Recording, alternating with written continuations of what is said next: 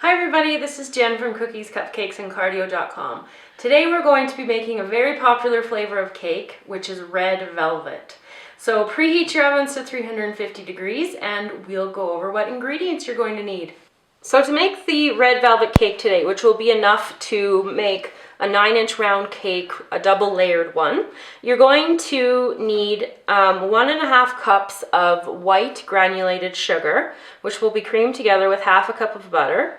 You're going to need 1 cup of buttermilk, and if you don't happen to have any buttermilk kicking around in your fridge, you can just use regular milk, and to make it the soured, tangy buttermilk, you just add 1 tablespoon of vinegar or 1 tablespoon of lemon juice. Let it sit for 5 to 10 minutes and give it a stir, and you've got buttermilk.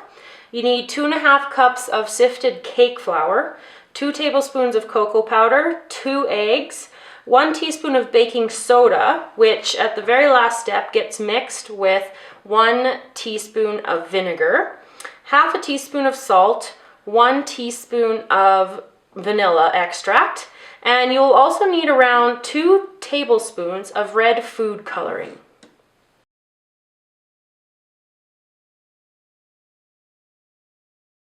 So the first thing we're going to do is mix together our sifted cake flour, cocoa powder, and our salt, and then we're just going to put it off to the side until the end, and we'll slowly add it in, alternating with the buttermilk. So we've got the flour, the cocoa, and the salt in here. Do not put your baking soda in. Normally, if you were mixing up your dry ingredients like this, you would put your baking soda in, but for red velvet, you don't. We are going to do some chemistry later on, and we're going to mix the baking soda with the vinegar as the very last step. So when you've got this all mixed, put it aside. So next up, after you've got your dry ingredients mixed, you're going to take your half a cup of butter. You're going to need to cream it. If you don't have a stand mixer, you can also do this with a handheld mixer. Or you can also just do it with a spatula and your arm and mix it in a bowl. Just get it nice and fluffy. And then we're going to add our sugar. And I'll probably just have it mix for about a minute, minute and a half till it gets nice and fluffy. Before I put in the eggs and the vanilla, I'm just going to scrape the bowl to make sure the butter's all off the side. It's easier to do it now when there's not very many things in the bowl.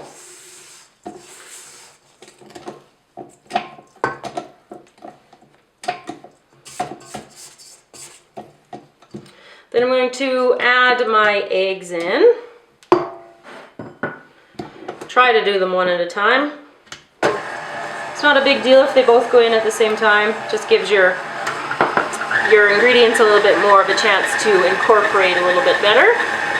Just mix until you don't see any signs of that egg anymore, and put your last one in.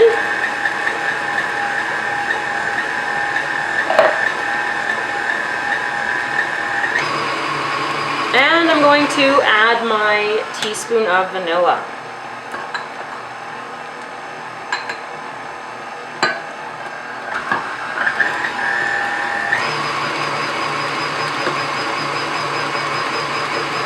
So at this point, you should have a nice and creamy, light cake batter. And what we're going to do now is add our red our red food coloring. So I'm going to add, I'm just approximate here, about 2 tablespoons. You don't have to be exactly precise with the liquid red food coloring. You can use the red food coloring straight from the stuff that you can find at grocery stores. You'll just need a little bit more of that if you want that really, really vibrant look. But because we're adding cocoa, it does those bright red cakes that you see. You have to use a lot of dye to get that really, really bright. And I'm not a big fan of using a huge amount of dye, so I adjusted the recipe, and that's not quite 2 tablespoons, but I'm just letting you know the recipe calls for 2 tablespoons, but I'm not a big fan of putting too much dye in there. We're going to mix it up. This is the brightest the red will be throughout the whole thing. And then I'll give it another scrape. Back when red velvet became really popular, I believe it was in the 50s and 60s, they used to use, like, the combination, which you'll see later, of the baking soda and the vinegar. When it mixed with the cocoa powder, they said that it created like a reddish tinge, and that's where the red velvet got its name from. But now, of course, because if we're calling something red, we really want it to be red, so bakers along the way have adapted and started to add red food coloring. So red velvet has been quite a popular flavor recently, but it also dates way back to, like I was saying, the 50s and 60s. People from the south say that they created it, people from the north say they created it, but we don't really know who. So the next step is going to be to alternate our buttermilk additions with our cake flour mixture that we had mixed up first. What the buttermilk is going to do is create a really tender cake, and it adds a really nice moisture to it. So what we're going to do first is we're going to have 3 additions of the dry mixture. So just put about 1/3. You don't have to be exact. And we're just going to put it on low, incorporate it, and then while this is mixing up, about half of the buttermilk. Again, don't need to be precise. Just make sure it's getting nicely mixed here. And scrape the bowl in between. There's often the dry mixture left at the top of the bowl.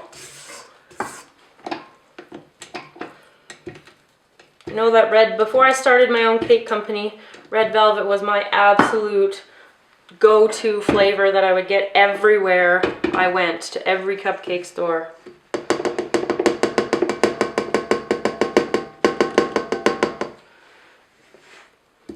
So there's our second addition.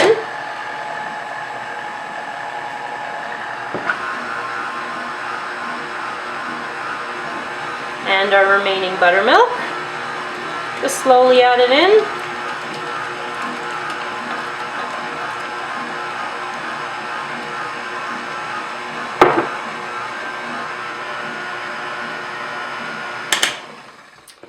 And one more scrape, and then we will add the final amount of dry flour. So you can see, like, it's still staying quite red, and this again is not with the full 2 tablespoons. You're still going to get that nice red look to it.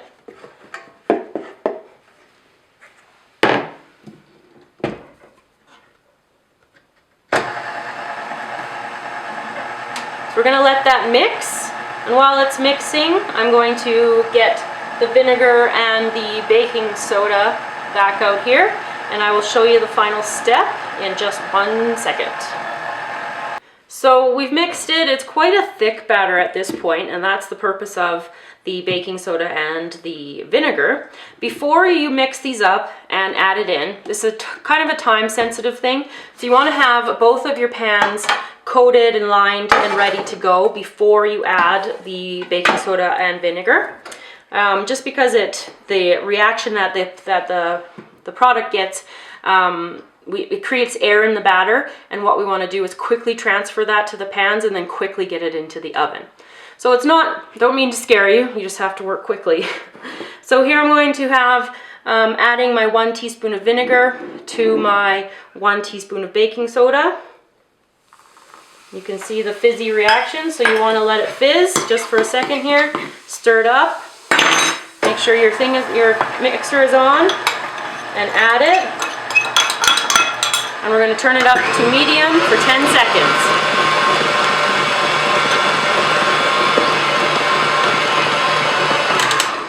Okay, quickly scrape off your beater here.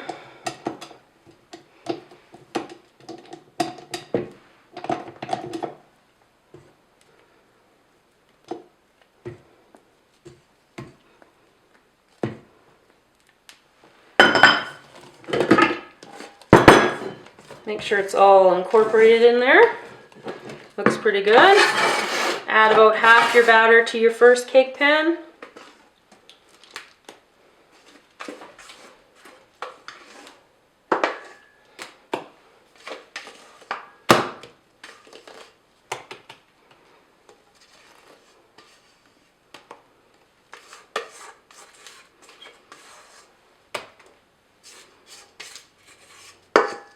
So when you've got your cake pans filled and ready to go in the oven, you will be baking it at 350, like I told you in the first segment, to preheat your oven to.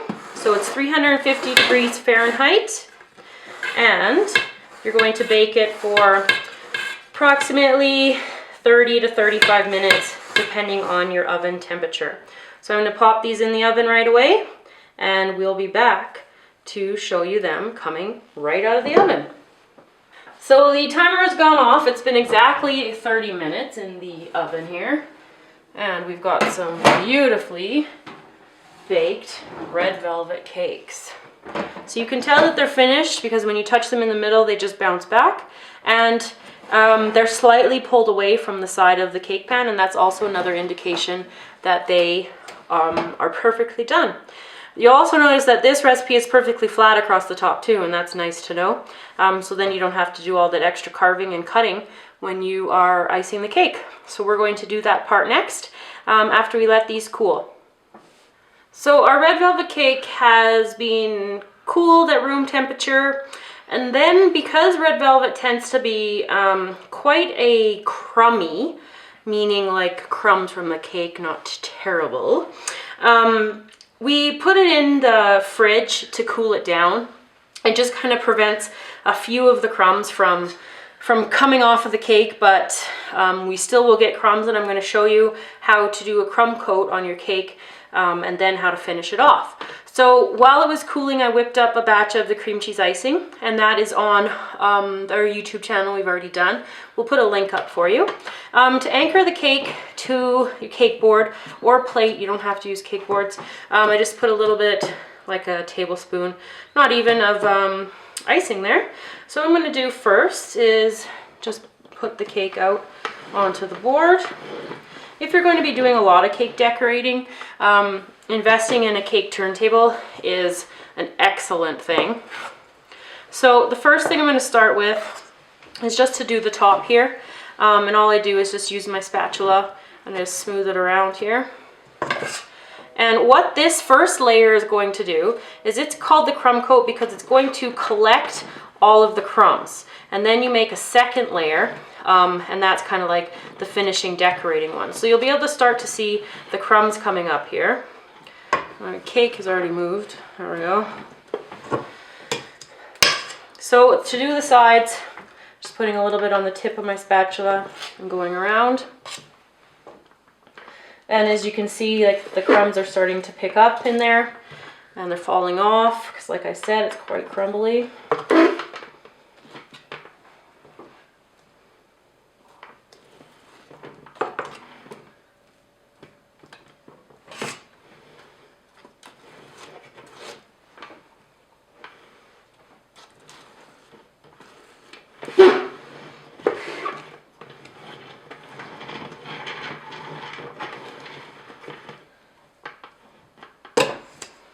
Okay, so once you've got the bottom finished here, what we're going to do is put the top on. So I'm going to put the top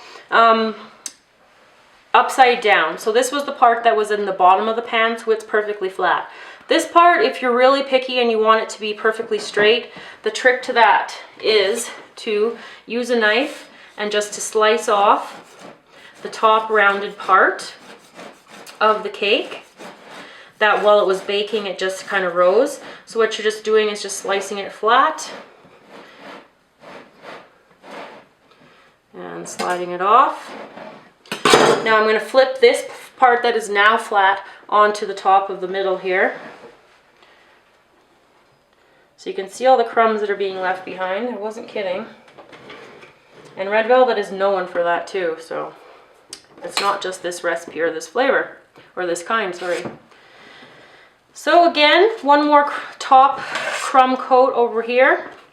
And then when I've got the entire cake covered in the crumb coat, I'm going to put it into the fridge. And what that is going to do is to crust the icing that's on it, so I'm able to do my final coat where you won't be able to see any of the crumbs and any of the cake. Because whenever you're using a light icing and a dark cake, you can sometimes see the gaps in between if you've missed a spot. And so an easy way to prevent that is to provide a crumb coat. Or kind of think of it as paintings. Like when you're painting your wall, and if you have, you know, a bright red wall and you're trying to paint over top of it with yellow paint, you know you have to put a priming coat on it. So think of the crumb coat as the priming coat. So I'm just going to finish this off and pop it in the fridge. And when it has crusted and cooled, not cooled, it already is, when it is crusted, I will be back to show you some simple ways to finish the cake. Okay, so I've just had the cake in the freezer. We're going to do our final coat. So I'm just repeating the exact same thing that I did before, but this time we won't be able to see any cake or any crumbs. Theoretically, of course.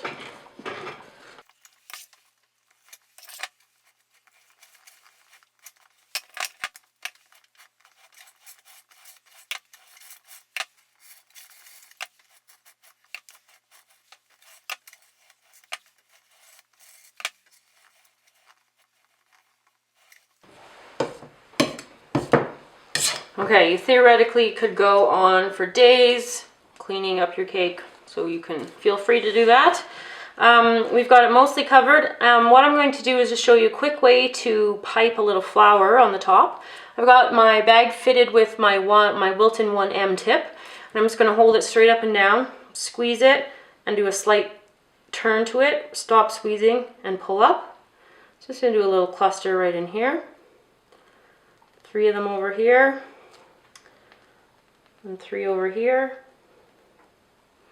This tip also looks really pretty if you do it as a border all the way around. I've just got some regular silver dragées here. I'm going to pop them in the middle of these flowers. Oops. What works is if you use, I'll have to deal with that after, is if you use tweezers. They help place your dragées and little beads exactly where you want them to go, so you don't have a little mess like I just made. So that's a quick and easy way that you can finish off a red velvet cake. Just add a little bit of classy touch to it. So thanks for watching. I hope you enjoyed learning how to make the very popular red velvet cake flavor. And it's topped with the cream cheese icing. You can find us on Google+, Twitter, Facebook, all those different social medias, and we love to hear from you in the comment section. And thank you everybody for watching. See you again next time.